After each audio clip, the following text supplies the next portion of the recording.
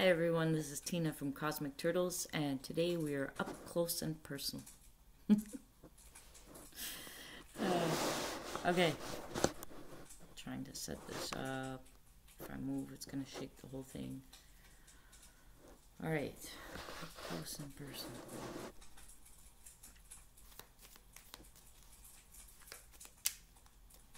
Alright, let's see what we got for this style of reading.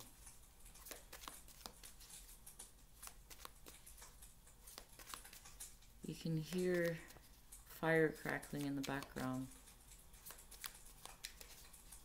It's so soothing. I like the sound of fire crackling. The sound of water or rain or waterfalls. That's soothing as well. So all that ASMR stuff you can get. And if you really want to calm the mind and you don't want to listen to someone's voice while they're doing a guided meditation, you could just listen to that stuff and let your mind go blank. There's even one you can listen to, an air conditioner. Or a fan. Although a fan in the rain sounds pretty similar. Alright. Let's see what we got. So we're not waiting for pop-ups. We're just picking. Haha. Where's the subject matter? This. The Nine of Swords. How many people are going through this or have and still have a hard time with it? It's those sleepless nights, hard time to sleep for whatever, a series of reasons, but mostly a lot of it has to do with our own thought processes going on in the background of our minds. And we were just talking about like the fire crackling in the background, the rain sounds, an air conditioning sound can block out thoughts. So you can do that to soothe what in some places they call the monkey mind, because it's keep going, or the hamster wheel keeps going, right? It just won't stop, and those loopy thoughts. And a lot of these things are just, they're on a loop so you don't forget. But that's the workings of the ego. And the ego seeks to sabotage the whole being, because that's what we have as a challenge while we're having a human experience, is we gotta learn that, okay, the ego's doing that. Well, how can I recognize that? It's because there's an observer part of you, and that observer part of you is your essence, is your I am presence, is you, is your higher self. And that's the part you gotta listen to. But when you listen to it, it doesn't say anything. When it has to, it does. And that's what you call divine intervention, or having a really sudden intuition or gut feeling. So besides that, you're a free-willed being. And those loopy thoughts that come from the ego, those are the ones. That's when you gotta pretty much grab the ego, and you gotta, just as much as they did loopy thoughts over and over and over and over again, you gotta use the same method with the ego. But it's an internal process, so over and over and over again, you tell it, you go sit in the back seat, you go sit in the back seat. Just like in a car, you, the observer part, is driving your car. The I am presence of you is the driver of your car. Well, it should be, because free will also means you get to choose which part of you is in charge. We were given a lot of tools, but we don't know how to use them. So we're learning it as we're going through our experiences. We're learning how to use our tools. We're learning how to, because these things will keep happening until we're fed up, and then we're like, okay, what do I do now? And then we sit there quietly in solitude, or while listening to something that just calms everything so you can hear inside promptings that tells you how. One of the ways is laugh, if you can, you know. When you laugh, you relax yourself in such a way that then you have mental clarity. It clears away the mental fog. This is all about mental fog too, because swords are about the thought realm. And this is the card that represents anxiety. So, and this is like nighttime. It's like, I'm having a hard time to sleep. I just can't. Da, da, da. So, it's what do you keep feeding as a thought form? You can overcome this. It just takes a lot of repeating. And after a while, it's like, oh. And while you're repeating that, at the same time, add something good to it. Like, I want peace. I want peace. To the point you become peace. You can't fake it though. It's on the outside, on the surface, you can appear like you overcame it. But when comes nighttime and you gotta deal with yourself, then you know your own truth. So it doesn't matter what you told people all day, every day, and all that. When it comes nighttime, what is your real truth? And that's the one you gotta deal with, is yourself. That's it. Everybody else you don't have to deal with. You don't have anything to prove to anybody. So once you've accomplished the one dealing with yourself and you come back stronger, you don't even feel the need to show off or say what you've done or this and that. And people just have a sense that you're more peaceful, and they'll come and ask something different about you, or they'll just straight out open up and ask, how do you like calm this down, or how do you do this? They'll come and ask you because you've accomplished it already for yourself, and you have the right then you have the right to teach it. Okay? I mean, you could teach it before, but if you don't have all the tools, or you can tell them, as far as I know, this is what I've done so far. I'm still dealing with this, but so far it's calmed a lot of that. You still can teach as you go. Because we're never done, right? We're always learning something new. We're always expanding, evolving, becoming more than we've ever been, and more of what we'd like, our heart and our mind, what we'd really want for ourselves. And it becomes something that we really want for others, but we can't do it for others, although we feel like we'd like to. And we can't tell them what to do, although we can guide and give advice and say, look, this worked for me.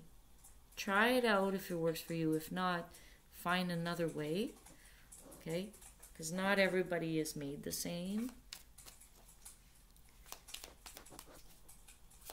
But, like, yes, we're made the same in certain ways. And in other ways, we're very unique. So it's about what works for this person, what works for this person. It's also about your senses. Some people are more visual. That's their strongest sense they got. Some are more tactile. They need to do the tapping method to release things. Some people, they need to see beautiful things. Some people need to hear things. Some people need to smell. Aromatherapy really works. I'm the type of person, I need all the senses kind of soothed almost at the same time. So when you go swimming in seawater, you see the water, you feel the water, you smell the water, like, because it's salt water, right? It touches every sense. And when something touches all four elements of you, basically, because you're made out of the four elements, when something touches all four elements of you, it creates a really big healing.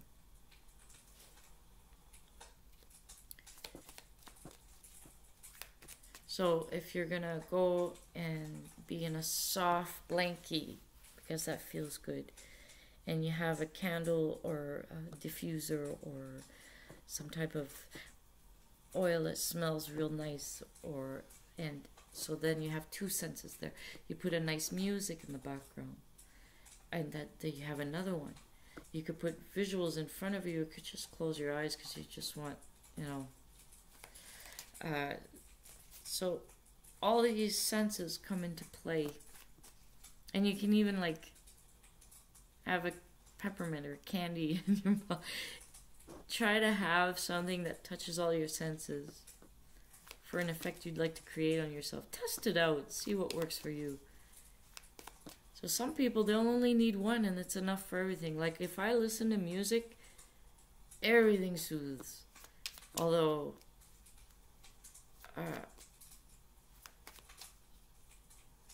it has to, you know, has to smell nice. Because I think the sense of smell is the strongest one for most people. It's just we don't use it as often.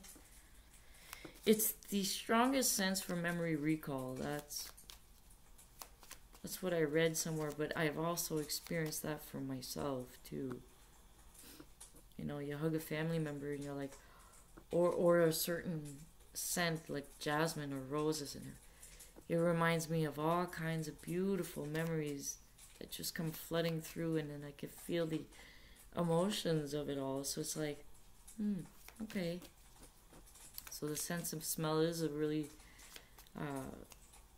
quick one for memory recall, especially to bring in good memories, to create or kickstart the creation of good feelings within you, because your body is a chemistry set basically. So learn how to push its buttons in a good way. And then these are little guidances on how to self-soothe, especially when everything goes, if you're going through a lot of anxiety, if you're going through a lot of mental anguish, you know. Next card, in the moon. Look at that. You'll get inner illumination. The moon is associated with your emotions. It's associated with the water in your body. Oh, excuse me. Did you know water is programmable? You can set an intention and say it over and over and touch the water, and you really feel that feeling, and you change not the chemical compound of it, because it's still going to be H2O under the microscope, but you can change how it's going to help you. Some people have tried it. They tried a water experiment, and you can research online too. There's water documentary, and the things that Dr. Emoto has, and how water is programmable. And we're made. How many percentage of water? Do you remember? You can look it up. The most element we have within us is water. That's connected to our emotions. It's connected to our physical health, mental health, emotional health. Well, it's part of our emotions. And it has a spiritual aspect to it too, because it's programmable. So it's already quantum. So one exercise is you have a glass of water, and on a piece of paper you can write the word love, or peace, whatever it is you want to feel, compassion, forgiveness, those key things, and let it sit for a day. Cover it up if you need to. Oh, excuse me. Cover it up. Let it sit for a day. The next day, drink that water, and that'll become a healing water. You put the intentions on it by writing out and sticking it on that glass of water. So there's different things you can do with water that when you consume it, it changes your water. One of the things that was told to me from people that blessed water, you can get holy water. I have some. My parents gave me some. And they said you only need a couple drops in a bucket of regular water, and it blesses the whole bucket. It all becomes holy water. So, on a physical level, I'd use it like just for spiritual something, but make sure it's all good water to drink regardless. It's just Water's programmable with intent. And there's lots of proofs that were experienced by many humans about water. So that's, the moon came out, and then they started talking about water, and that's one way of healing, and that's one way of self-soothing, and that's one way to help in overcoming anxiety in our human condition at the moment, in the middle of big changes. Humans are not very good with change.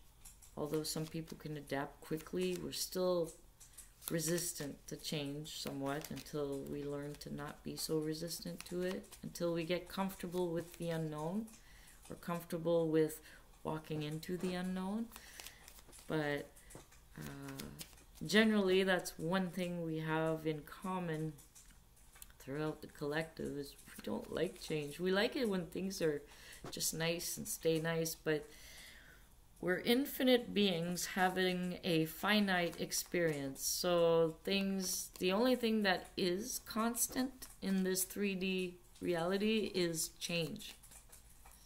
So we kind of got to figure out ways to be able to be more comfortable with change. It's one of our challenges as a collective, and we're getting through it. So I'm confident, and I have high hopes for humanity. Knight of Swords, quick, swift movement. So, quick, swift movements. It's the swords. He's the fastest knight out of all 4 knights in the deck. That's the energy he carries. So there's going to be quick development going in your mind. Your mind can go extremely fast. You can set an intention that you want to cut out, or you want to filter and seek and see.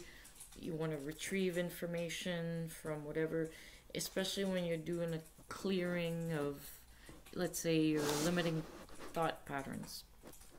You'll start to see them clearly. Your mind will go real fast. See, the mind, the ego. The ego is a very good servant, but not a good leader. Okay, so just know that. Keep those words in mind, sort of, if you want to. The observer part has to say, okay, the observer part of this experience that's feeling everything, he has to say, okay, my hair's dirty, I gotta clean my hair. So you're telling the ego, like, oh yeah, we gotta clean our hair. It's a cooperative component if you put it in its proper place.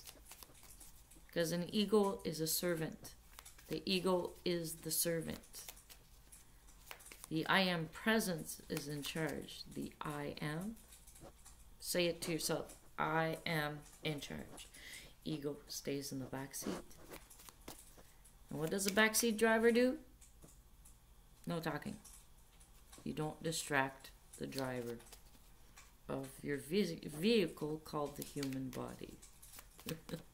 That's my analogy. That's how I got to learn it in a very, keep it simple, right? Keep it in a, that you could explain it to any age range and they kind of understand, right? So we use a lot of metaphors and analogies for things that are just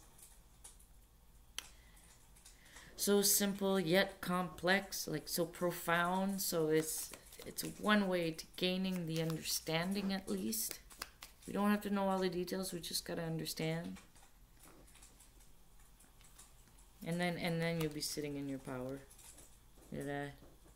King of Wands. And then you can passionately pursue what it is you're meant to do here on Earth, once you discover what that is. So enjoy the journey, everybody. This is Tina from Cosmic Turtles. Please like, share, subscribe. Thank you, everyone. and we'll see you next time.